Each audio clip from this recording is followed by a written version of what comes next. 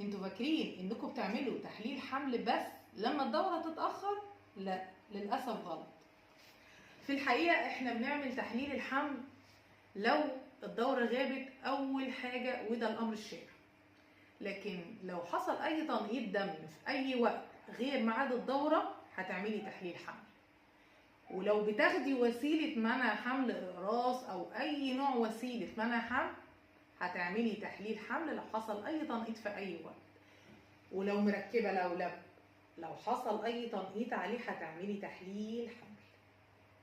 من الآخر أي تنقيط دم في أي وقت غير ميعاد الدورة حتى لو أنا مركبة لولب المفروض أعمل تحليل حمل، معتمدة على إن مش ده الطبيعي بتاعي وده الغريب اللي حصل لي، فهعمل تحليل حمل.